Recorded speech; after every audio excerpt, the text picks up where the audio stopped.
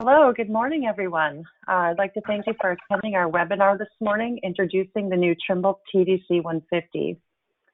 I'm Angie Swirsky, the Mapping and GIS Sales Manager for NEI, and I'll be presenting this morning on the TDC 150 itself.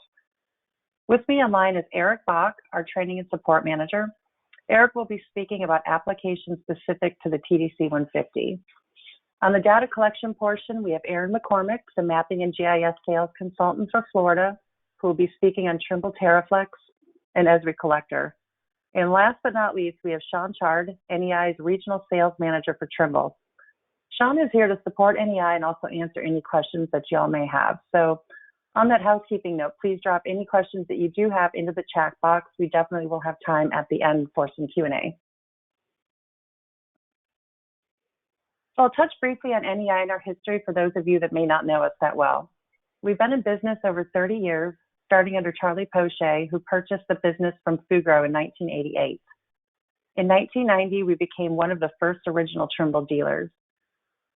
So upon the untimely passing of Mr. Poche in 2000, his children, William and Kelly, and his wife, Barbara, stepped in to manage the operations of the business.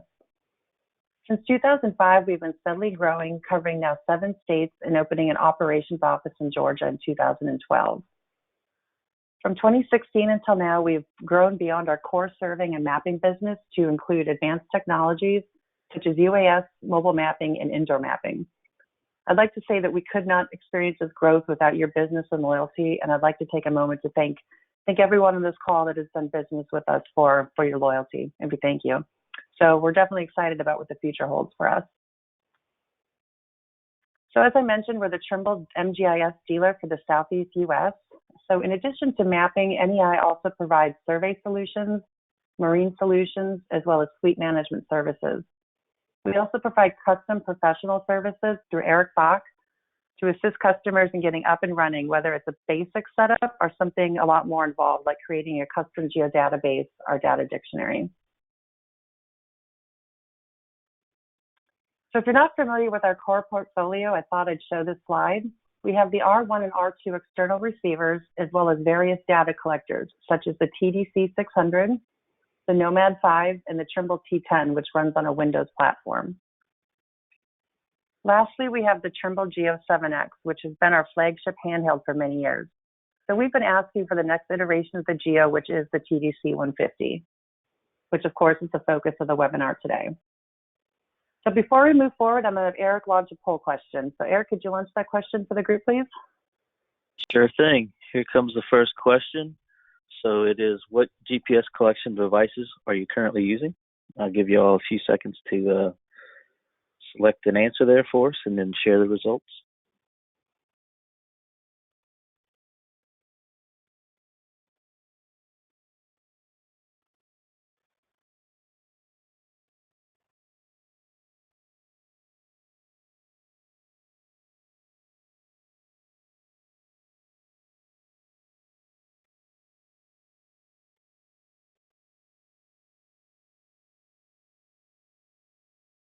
All right, I'll give it a few more seconds.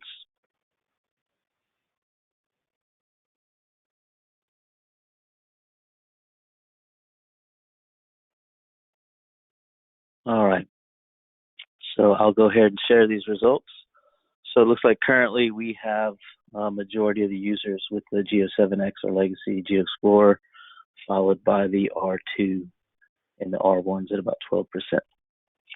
So Angie, I will give it back to you. All right, thanks, Eric. All right, so before I move on to, it's interesting to see that a lot of you are using Geos. So I just want to take this opportunity to mention whether those are Legacy or the newer 7Xs. We have an awesome trade program we're going to share with you towards the end of the presentation. So let's talk about the TDC 150. So what are the largest 3 goals of this device? First, it's updating the operating system from the older Windows Mobile to Android. Most people today are familiar with smartphone technologies, so this is definitely an easy-to-learn interface. So the familiar interface opens up for use within any application, within any market, or any business. So some highlights are the standard Trimble Precision, meaning the highest performance GNSS available on the market today with a device such as this. Trimble has made it available with scalable accuracy, from meter to centimeter capabilities. The fact that it comes in a convenient, flexible, self-contained handheld device is a flagship component. So again, the TDC 150 underneath is powered by Android, the modern, simple interface that's easy to adapt to. So this device is truly a combination of high accuracy, GNSS, and Android, all in a handheld platform. The Trimble Precision built-in GNSS antenna tracks multiple satellite constellations, enables scalable high-accuracy data logging from meter down to centimeter level positioning. The camera-enabled accuracy is a new innovative TerraFlex workflow, which uses the TDC 150's onboard camera to aim at and capture features being logged. So this basically takes place of a range pulse, so we can more accurately position a completely handheld workflow over a known location on the ground, much more accurately than we could before. I will say I have separate slides in this presentation that outlines this process in more detail, so you can actually see what that looks like. So the TDC 150, it is running the more intuitive, flexible Android GMS certified platform. So what that means is you have access to all the Play Store components and everything else you expect out of Android. There's a fast processor to meet all of your demanding data needs, being able to render all sorts of vector and raster data in the background, all on a large sunlight readable display and a battery that will last you all day. I won't go over this slide in heavy detail, but just wanted to share with you all the physical components of the TDC 150.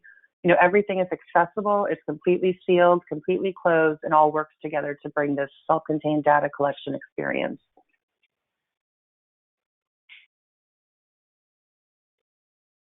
So here are a few more highlighted specs to share. So in terms of Android, we're running Android 6 on this device. The GNSS receiver is truly capable of centimeter level RTK positions using the internal antenna. So no external antenna is required to achieve centimeter level capability. It is a dual frequency, full constellation receiver, which makes working in difficult GNSS environments as productive as possible. There's a large 5.3-inch display with Gorilla Glass, connectivity options from cellular to Wi-Fi, 2 onboard cameras, front and rear facing, an all-day battery, and a very rugged spec at IP67. So in terms of configurations, the TDC 150 comes in 4 different flavors: meter, submeter, decimeter, and of course the centimeter.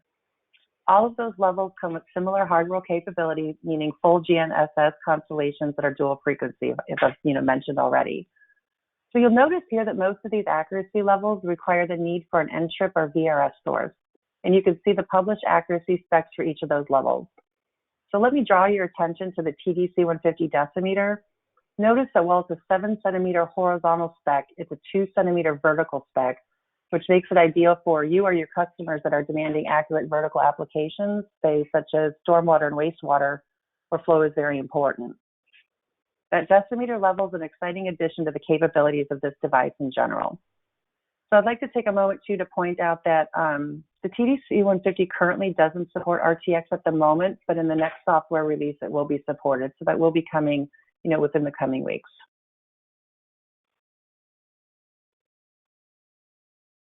So each level, apart from centimeter, is upgradable for better accuracy. Let's say you purchase a sub-meter unit for a project and another project came along that required higher accuracy, let's say a higher Z value. You would have the ability to purchase the upgrade to decimeter or centimeter without having to purchase a completely separate receiver.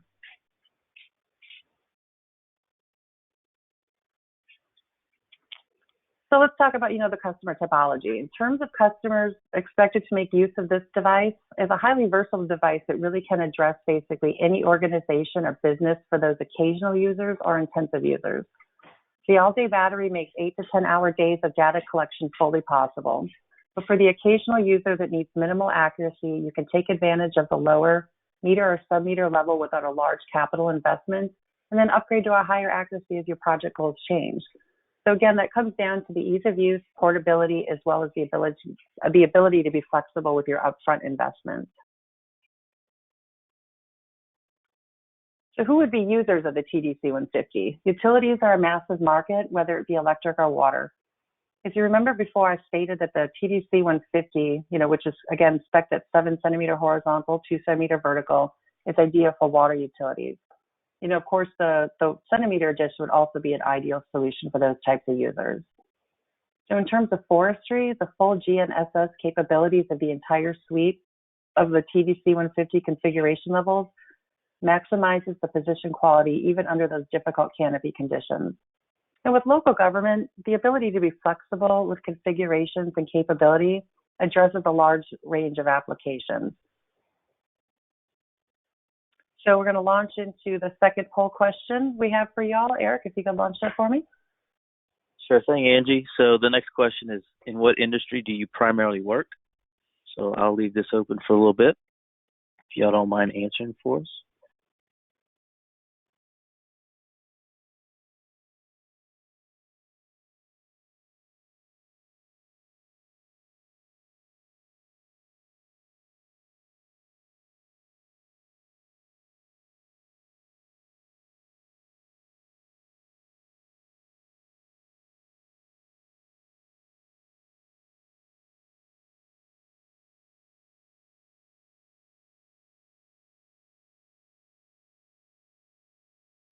All right, I'll give it a few more seconds and then we'll close the poll and share the results here.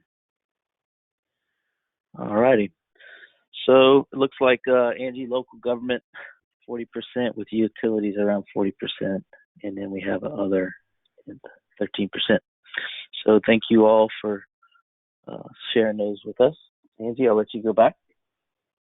All right, thanks, Eric. So, the slide I just touched on with local government and utilities, it's good to see that we have a majority on the line, and, we're showing you a device that would definitely suit your needs. So, all right, moving on, I'm going to talk about the virtual pole system. So I mentioned this in some earlier slides with the preface. I'd talk about it a little bit more in depth. So the question arose is, how do we allow you, the users in the field, to carry minimal equipment, meaning just the TDC 150 handheld, and still accurately position it over features being collected while taking advantage of, the high accuracy capabilities. So what we're bringing is a system that allows you to use a pole without actually using a pole. We do that with a downward camera view and an integrated workflow with Trimble software that allows for accurate positioning of the antenna and the location that's being captured on the ground.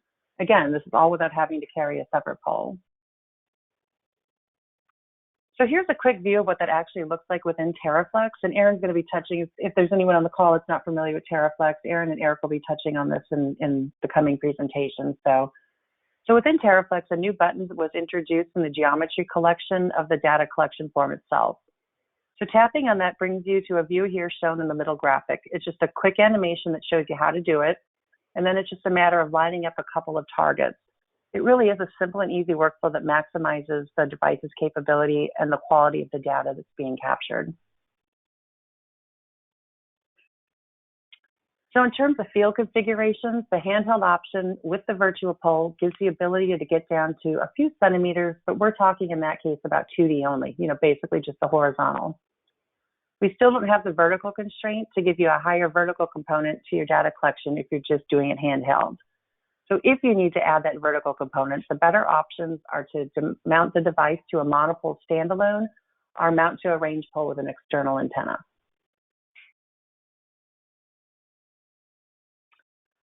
So let's just talk about what's in the box with the TDC 150. So, you'll have all the usual components and items necessary, like, the cables, a charger, the carrying pouch, a couple of extra screen protectors, hand strapped, as well as a tool to open the battery door, as well as the monopole adapter, should that be your desired field setup. Some of those optional accessories, those include the monopole, the pole bracket, the external Zephyr antenna with the corresponding cable, as well as the additional batteries. I've mentioned it a few times that the batteries can last 8 to 10 hours, but if you're in an area without access to a charger or whatnot, you can easily swap the batteries out in the field. All right, well, that concludes my portion for the TDC 150. Just on the device itself, we have another poll question that's going to lead into both Eric and Aaron's portion of the webinar. So, Eric, if I could get you to launch that last poll question. All right, so the last question is, what data collection app or program are you currently using? So we'll let y'all vote for a little bit here. Right on, thanks, Eric.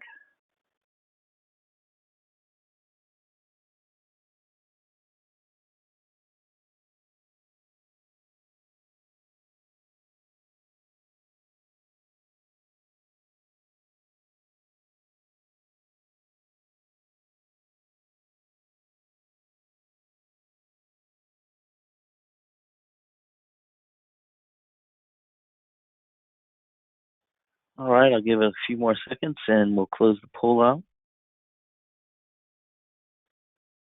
All right, we'll share these results. So TerraSync's kind of the higher one. That's to be expected with the G07 users, followed by Esri Collector and then TerraFlex. All right, well, we appreciate you all answering those for us. All right, before I hand it over to Eric, I did put a couple of handouts on the TDC 150 in the handout section of your GoToWebinar window, so feel free to grab those, okay, so Eric, I'll turn it over to you, making you the presenter.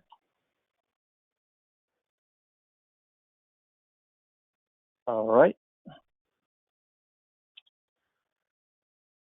All right, Angie, you guys good to see my screen here? Yep, thank you. Okay. All right, Angie, thank you for that. And now that you all have seen the TDC 150, I'll discuss some of the important apps that we have available to run on it. Our first app here on the left is GNSS Loader. So this application is required whenever you need to update the TDC 150's GNSS firmware, if maybe you purchased an accuracy upgrade option, or if you decide to purchase an RTX subscription. The next app is SBAS. The SBAS application is a control utility used to configure the TDC 150 high accuracy GNSS receiver. With the SBAS app, users have the ability to choose their preferred field collection application and still benefit from the best of Trimble GNSS technology. And finally, we have the CamCal app. As you've seen previously on Angie's slide, the camera logging, or the virtual per workflow that she mentioned, allows accurate logging while holding the TDC 150 in your hand. So Trimble developed this CamCal app so that users can eliminate the bias on their own TDC 150 unit cameras. So it's basically a camera calibration app. So what we're going to do here moving forward is I'm going to discuss these apps in a little more detail. Before I do that, though, like NEI, when we get a unit in from Trimble, we go through a checkout procedure. And one of our field techs, Lane LeBlanc, he goes through and he'll load this GNSS loader, update your firmware, he'll install SBAS, and he'll also install the CamCal app. So these are preloaded by NEI before they ship out to the customer. All right, here. So the next application I want to talk about here is GNSS Loader. We'll go into detail what the app looks like. So on the right side, you'll see all the options available in this application. The first one I'm going to talk about is the upgrade firmware. So if we click on that upgrade firmware, it allows you to go to this folder where you can select the GNSS firmware upgrade. In this case, this 3.67 firmware came out a little while before the recent GPS rollover event. And this firmware is used to make sure that the receiver tracks the satellites properly. You'll see from time to time Trimble may release these firmware updates. For all our older the G07X users, they used cab files to update the firmware. This application just makes it a little easier to install these updates. The next option is we click on the accuracy option. If you needed to install that, if you bought an upgrade, you would get a code or a POPN number from us, proof of purchase number. You would punch that number in and click on install, and then it would unlock that accuracy that you purchased. The last option is install service or other option. This is used for RTX subscriptions. And then finally, there's a remove options button. All right. So the SBAS app, this is a pretty important app. It's a free application available on the Google Store. The TDC 150 actually comes with two GNSS receivers. There's a low accuracy U-Blox Android GNSS, and then there's the high accuracy GNSS module. The SBAS app is required to interface the TDC 150 GNSS with its high accuracy module for any third-party mock location-based applications. For example, Esri Collector for GIS or Survey 123. The SBAS app basically takes control of the Android mock location parameter and feeds this service with high accuracy data from the Trimble TDC 150 GNSS. From there, any third-party mock location-based application will receive this TDC 150 GNSS position as well. So you can see here, A few more things on the screen. It shows the satellites. You can also use the Space app to configure real time. And recently, yesterday, in fact, they released an update to Space, and it allows a collection of GPS metadata fields for Esri Collector. I'll go into this in a little more detail on the settings here in a few slides. But next, I want to talk about the real-time accuracies that this device can get. And the first one here is a free correction source from SBAS, or Satellite-Based Augmentation System. In the United States, or the continental U.S., well, all the U.S., we have the WAS satellite that we can track. This is a geostationary satellite. It's located along the equator, and you need to have direct line of sight in order to access these corrections. These are about sub-meter corrections. The next one we have here is VRS, or direct IP/single base corrections. On the slide here, I have an example of all the networks available, real-time networks, or RTNs, available in our territory, along with their IP address and ports. Now, some of these, like the Mississippi network and the Alabama network, I have asterisks next to them. These are both single base networks. And single base, the way it works, the further you get away, your accuracy degrades 1 part per million. So the further you get away from the base, your accuracy is going to go down. If you're requiring RTK or centimeter, you may find that if you get too far away from the base, you may not get those desired accuracies. So in those cases, that's where Trimble VRS Now, it's a VRS subscription, and we cover those 2 states. We cover several states with that, in fact, and I'll show that right now. So VRS, if you have that subscription service, or you use a VRS network like in Louisiana or Florida, as long as you're inside the network, it interpolates between those bases and gives you higher accuracies. The last real-time source I'll talk about here is the Trimble RTX. So RTX is available in the United States. You'll see here in the red, we have higher accuracy or faster times to get those RTX corrections. So if you work in that area of red, you'll be able to receive the RTX fast. This is a paid subscription, and there's different levels of accuracies that you can get with RTX as well. If you have any questions on the real-time information, you feel free to reach out to your salesman or myself, and we'll be able to get you fixed up on what to use, which ports to configure. So now I'm going to go right into the Space app and just show you how easy it is to configure your real-time, amongst some other things in here. So basically, top left, you see this little cog-looking icon. That is our settings icon. If we click on that, it comes up with all of our settings. You'll see that it automatically selects the TDC 150.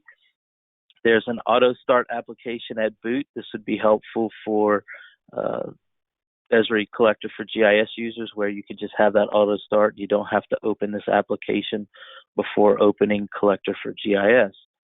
The next thing I'm going to do is click on the word collector information. This brings up the available corrections that this device can track. Those are the same ones that we just went through. In this case, I'm going to choose N-Trip, which is going to be my VRS corrections. I'm going to click the plus sign at the bottom left. I'm going to enter a name, IP address, and port. In this case, this is our C4G here in Louisiana. I'm going to click on Get Source Table. If you knew the actual mount point name, like Aaron has a good document written up that shows the Florida RTN network, and there's a specific port that you can dial right into to get VRS corrections. You would enter that in right there. So the next screen here is going to show all of my mount points available from LSU. Now, there are several mount points here, so if you're not certain on which one to pick, you feel free to reach out to us. LSU also has a document on C4G that explains all these different mount points. Once I click my mount point, I'm asked to enter my username and password, and once that's done, I hit connect. If I wanted to add in another real-time, let's say I work in Alabama, and Alabama uses single base, so I have a direct IP, and I will enter in their IP address, and then each base station, let's say I want to use the Huntsville base station, I'll have to enter in a specific port number. If I want to use the Mobile station, I have to enter a specific port number. So I could enter in a handful of these base stations that I use often. All right, once I do that, I'm going to click the back button to get back to the main screen here. Oops, sorry, I passed a slide here. Back on the main settings screen, if you were using an external antenna, you would click on External Antenna Model. You could then choose the type of antenna that you would be using. And then from here, I'll get out of settings so you all can see the rest of the options inside the Space app. So at the top, kind of in the middle, there's looks like a receiver on a pole. If you click on that, it's the receiver information. It tells me what I'm connected to, my accuracy option, if I had a RTX available, etc. The next screen is the sky plot. It just shows you which satellites are available, which ones you're tracking, which ones you're currently using. Position information just gives you your coordinate, your height above ellipsoid, your estimated accuracies, along with their fixed quality. And then finally, we have this correction information. This just tells me, hey, I'm actually talking to my real-time network, connected to it, pretty much that information. So this Space app, again, is required for third-party applications that do not currently have the Trimble TP SDK built into it. So Collector, Survey 123, etc. So now the final slide I have here is the Trimble TerraFlex app. So this has that stuff built in, so we don't have to run the Space app in order to run TerraFlex. So with TerraFlex, I'll run the app, I'll log in. The top left, they have the hamburger icon or the 3 lines. You click on that to get into settings. I'll click on settings, and then you'll see here under location service, it automatically has the Trimble integrated GNSS. From there, I would click on antenna settings, enter the height. Then if I needed to change the type of antenna, let's say the Zephyr Model 3, I would choose that. And then we have the real-time next. So the real-time is configured inside of TerraFlex on the cloud. You set that up for your projects. So if I click on real-time configuration, I'll have a list of different real-times that we have configured for our territory. So right now you see a handful of, the Louisiana, some RTX, some SBAS, some Arkansas stations. So you just pick the real-time you want to use. You back out or save your settings. You hit the back arrow. We'll go into location status. This is where I verify that I'm actually connected to my real-time and I'm getting the accuracy I need. So the top left, I have a 2 centimeter horizontal, 3 centimeter vertical. I'm tracking 12 satellites. If I'm happy with that, I would then go and collect a point. And you can see here just on the left side here, the satellite, it's saying 1 centimeter. When I collected the point, it collected it at 2 centimeters. And then there's that virtual pull button that Angie had highlighted earlier if you wanted to use that. In this case, I'm using an antenna, so I didn't need that. So I think that's all I have. What I'll do now is we'll hand this over to Aaron McCormick to discuss what's new with Collector and with TerraFlex.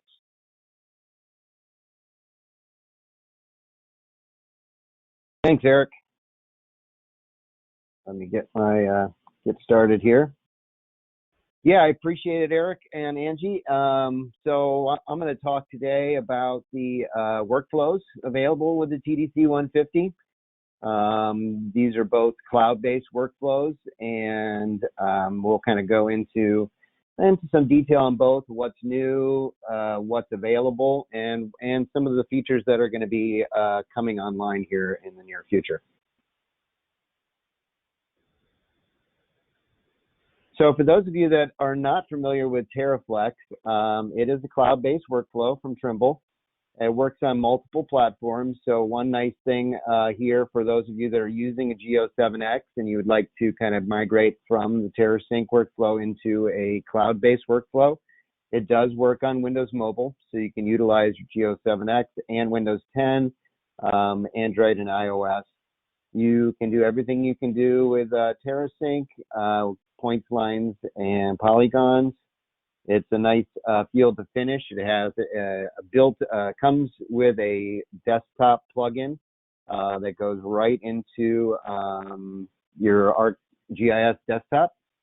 So it's a seamless workflow between your desktop geodatabase and your field folks, and being able to bring the data back and forth without having to bring the device in and plug it in and check the data and all the things that you're used to with that workflow. So this is a great option for folks that are looking to transition into from TerraSync into a cloud-based workflow.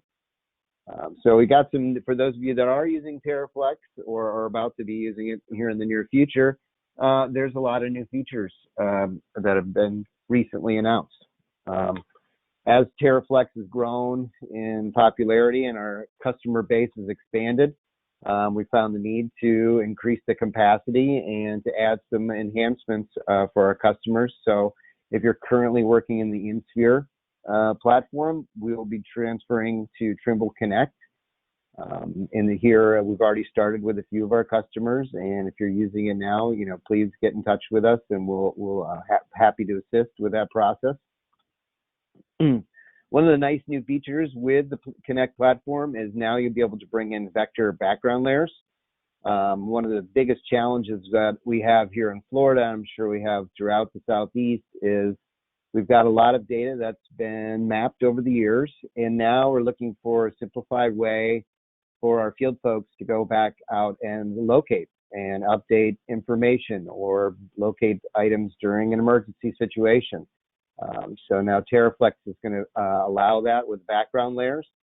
Another nice feature with TerraFlex is you have the ability to collect elevation values right in mean sea level, so that height above ellipsoid to MSL conversion is done through a setup process prior to data collection. And of course, similar to Collector, you've got the GNSS metadata capabilities that you can set up in your project. And then a couple of new things that are in development for those of you that don't have a real-time network in your location. The post-processing is being developed currently. It's a high priority for the folks at Trimble. I know there's the Esri user conferences right around the corner, so we might see some of these things announced here in the near future. And then also doing offsets with laser rangefinders. So that's currently what's in development with TerraFlex. So I just thought I'd show you for those of you that haven't worked on the Connect platform yet, what it looks like for doing background maps. So you can see this is the interface with Connect. So it's very similar to what you're used to with InSphere. It's very user friendly, easy to use. So when you're in the Connect, you click on the plus button to add a background file. And then it's got a simple drag and drop feature here, or you can browse through for multiple files. You can bring in a shape file, a geodatabase, KMZ, a KML. And so what it'll do here during this process is it'll convert those files into a Trimble format that's readable for the folks in the field. And it's right now the current limit on that size is 40 megabytes, which is a very large point shapefile. I'm not sure of what the full capacity of that would be, but we'll see how that expands in the future as well. So once you're back in Connect and you've loaded your data, you go ahead and see the layers button here up in the top right hand corner. And click on that, and then you'll see the map layer icons, and you'll select the vector layers that you're interested in viewing. And then once you're in there, you can see this different symbology. You can control the visibility for the field users so that they're able to see, what they need to see when they're out in the field, instead of, everything being available at one time. Just be able to toggle on and off the different layers you want to be able to have visible. And for those of you that are doing elevation or getting into elevation with TerraFlex, so in this ArcGIS desktop plugin, you're able to go into here and set your vertical, set the attribute that you want to collect your vertical information in. And this is also where you'll go ahead and set all your fields for your GNSS metadata as well. So we go ahead and use the GEOID 12A or B file and select that as our calculation for mean sea level, and this will give you an NAVD 88 height. And once you've set all this up, when you're collecting data in the field, that field will be automatically populated and converted on the fly. So I'm going to transition now into Collector for ArcGIS. And the Coke Classic and the new Coke is probably dates me a little bit, but that's the new analogy here. So when you go on, and right now this is in iOS. In Android, it's in beta, but it is planned here in the near future.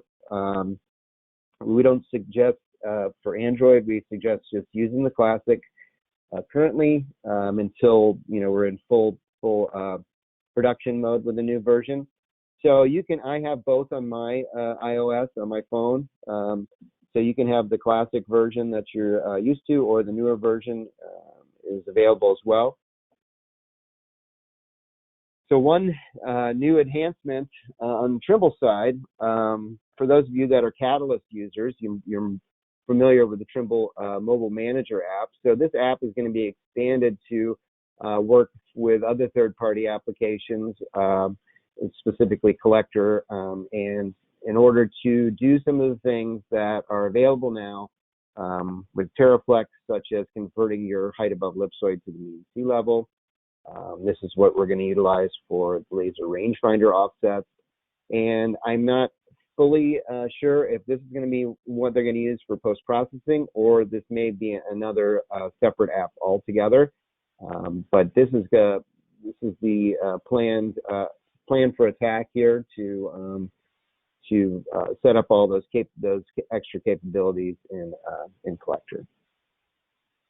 And just a side note here on this, we were talking a lot about high accuracy correction sources in Florida and with the VRS network, the Trimble VRS network. So that signal is being broadcast in the NAT 83 2011, which most of my customers are using the state plane NAT 83 2011 coordinate system and datum.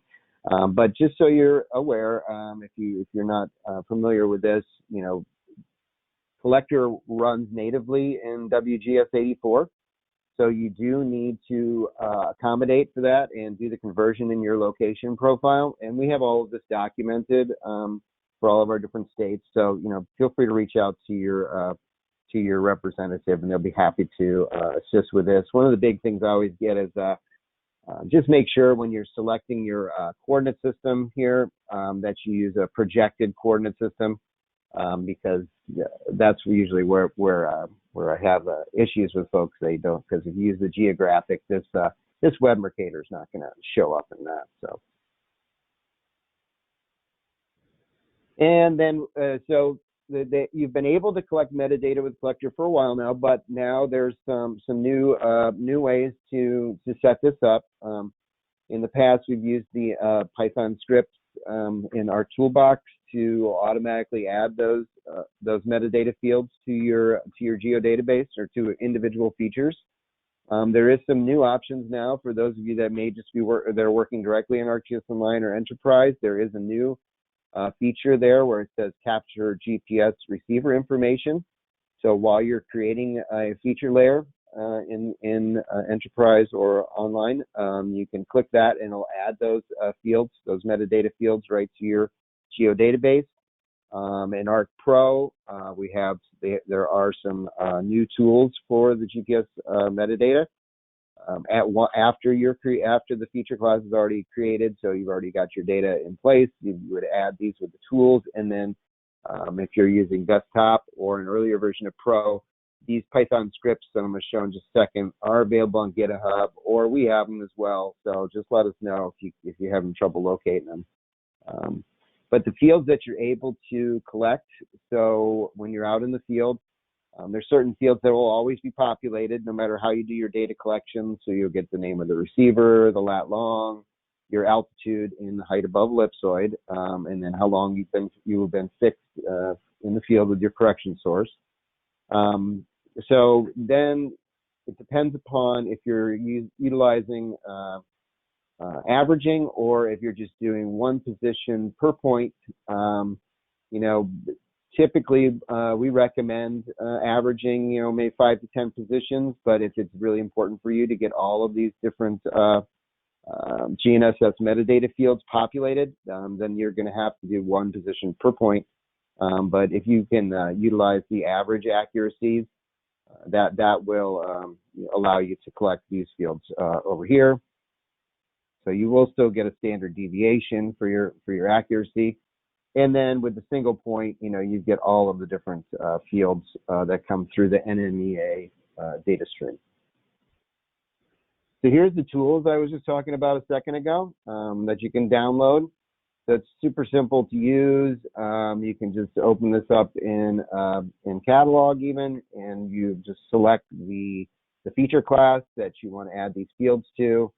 You hit go, and it basically just adds all those fields to your feature class, so the attribution is available to be automatically populated during GNSS metadata collection. One thing I did, a little note that I made that Eric had told me that if you do, just for you, those of you that are using this now, if you go back out in the field and relocate something, you know, it will populate with the new metadata information. But if that is not a GNSS point that it was collected, if it was collected manually, or if it was existing GPS point but it was relocated by hand, those GNSS metadata fields will be erased. So just keep that in mind when you're out. If you have folks out in the field that are updating asset information, to make sure, you know, if they do relocate it or something like that, those fields can be removed.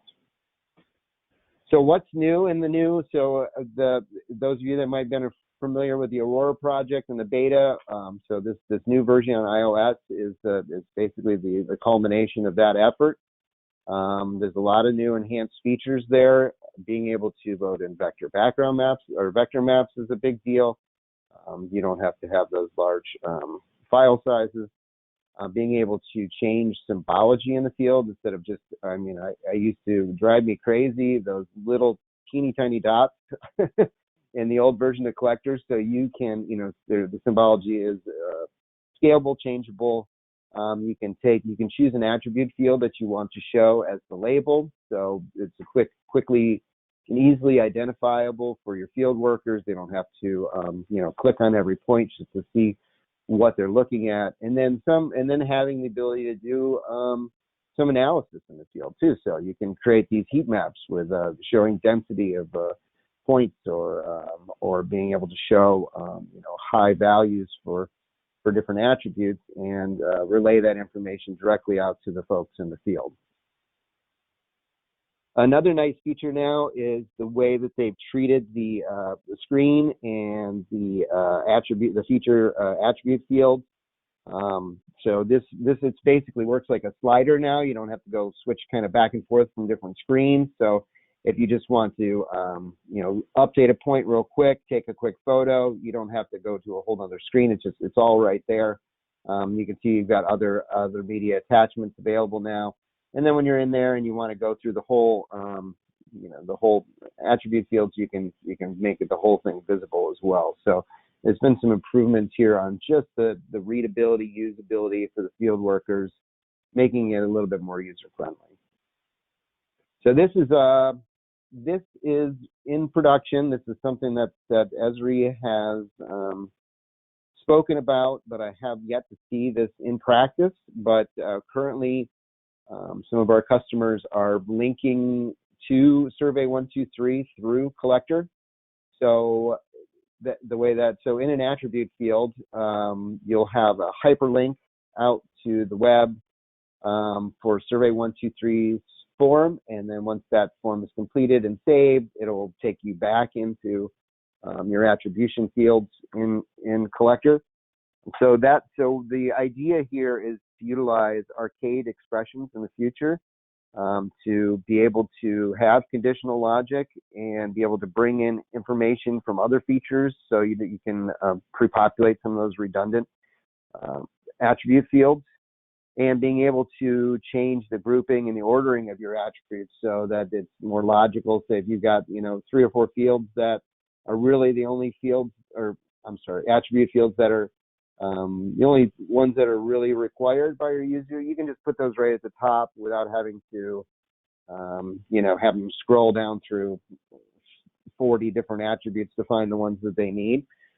So one example that I like to use for this is like a hydrant. Basically, if somebody's going out and doing a hydrant inspection and they come upon it, and the first question may be, is it functioning or is it not functioning? And if it's functioning, it can take them to a whole other set of questions. How is the flow rate? You fill out all your typical attribute fields.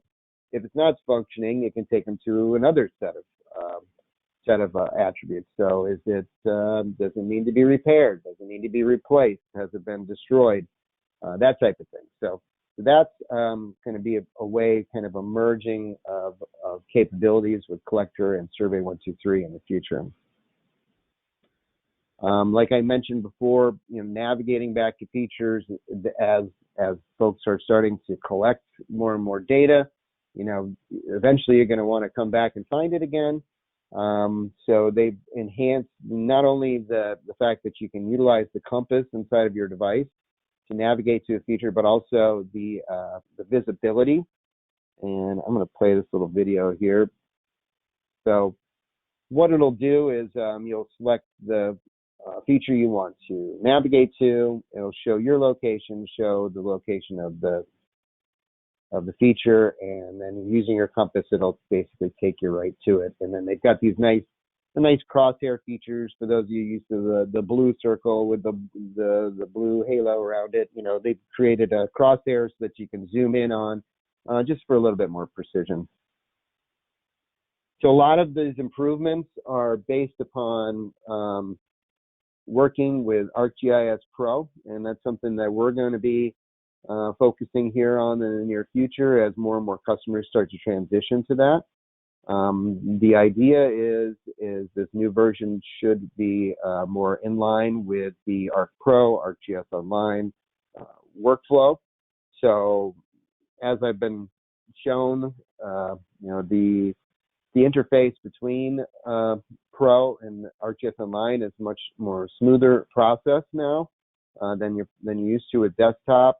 They've made it so that you can bring in the vector maps, the tile-based maps for smaller file size, being able to manage your data better with that better connection, and just simplifying the entire process. And that's a big struggle here in our states with the threats of hurricanes, is when there is no internet connection available, there is nothing out there. This stuff has to be on the device itself. So, being able to create this simplified workflow so that people can, preload the stuff onto individuals' devices prior to going out in the field in these emergency situations is going to be a huge benefit, I think, in the future, next time we're dealing with these emergency situations. And then another feature, as Eric mentioned too, is that with the new version, and this is probably coming in Android as well, you don't need to use the GNSS status app. You don't need a middleware app. That is all Trimble and Esri work together to have that all integrated now. For those of you that are doing vertical, just a side note here, if you're using GNSS status and the older version of Collector, 2.11 meters is the height of the antenna when you have your antenna on a 2.0 meter pole for an R2. That's no longer the case in the new version. They've accommodated for the phase center of that receiver. So now it's just 2 meters across the board.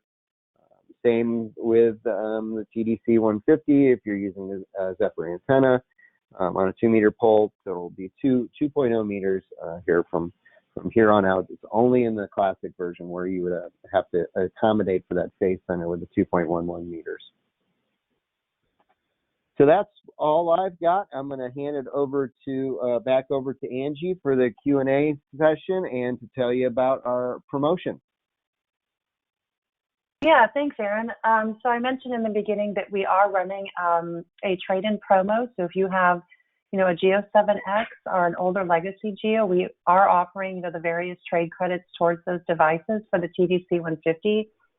It is available to priority support customers. So if you're not a priority support customer, in a second here, Aaron is going to flip over to the sales reps. The contact information, if you don't know your rep, feel free to reach out to them, to myself, to Eric, Aaron, anyone directly. So towards the centimeter, we're offering $1,500, and just to kind of put that in perspective, the retail price on that, the MSRP is $85.95. So it definitely brings that price down substantially for a centimeter device. So on that note, we had some questions that came in. We have time to answer just a few. So I'll put those out, and there are the addresses. I will also say that we will be sending out a webinar recording and some different materials after the webinars will follow up, so you have those resources at your fingertips. So, okay, of the questions we came in, a lot of them related directly to the TDC 150 itself, so awesome, really good questions. The first one is that I'm going to answer, and I'm going to pass it over to Sean, who's been, our Trimble rep that's been sitting in the background here to support us, is the battery hot swappable in the field? So Sean, would you like to answer that question for the group? Yeah, thanks, Angie. So the battery is not hot swappable, but it is removable. It's a high capacity battery, and it's a 6,400 milliamp hour battery that lasts greater than 8 hours with the screen and the GNSS on. It takes about 4 hours to charge it to full capacity, but it is not hot swappable, but definitely removable. So hopefully that answers that question. Yes, it does, Sean. Thank you. There's another question here. I think it's a good one, especially for us working in the South, is how well does the TDC 150 handle sunlight and or heat? Aaron, I think that's a good one for you to answer. Yeah, thanks, Angie. I got the data sheet here in front of me. Let's see. So yeah, one big feature here, and I think most of the folks, in the South are aware that, if you have your iPhone sitting out in the sunlight, and it gets too hot and it shuts down. So this is rated to 140 degrees. So it can be left in the vehicle on a hot day. 95% humidity rating. So it's ready to, even in the rain, it should be fine. It can stand a 1.2 meter drop on concrete. And I have some customers now that are the basic internal portion, the Android portion of the device is a TDC 100. And for those of you that are familiar with that, the Florida DEP, they've got over 80 of these in the field right now, and working throughout the state, and we've had great success with them.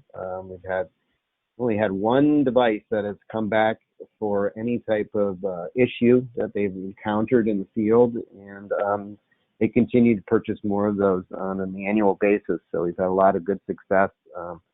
And the sunlight factor is obviously a big deal for those of you that have tried to read your cell phone out in the sun. These are designed specifically to work in those tough environments. Awesome, thanks, Aaron. Another question is, could you just describe the accuracy option upgrade process in a little bit more detail? Eric, you kind of touched on that. Would you like to take that question? Sure, thanks, Angie. Yeah, so basically, if you want to purchase an upgrade for the TDC 150, you would either contact your sales rep or contact our main office, purchase the upgrade needed. They will generate that pop-in or proof of purchase number, and it'll be emailed over to that person.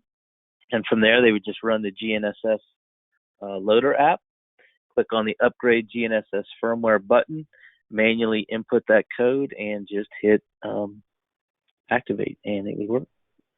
So that's all there is to that. All right, yeah, it's a pretty easy process. Nothing has to get sent back into us or to Trimble, so it all can be done virtually. Okay, another question.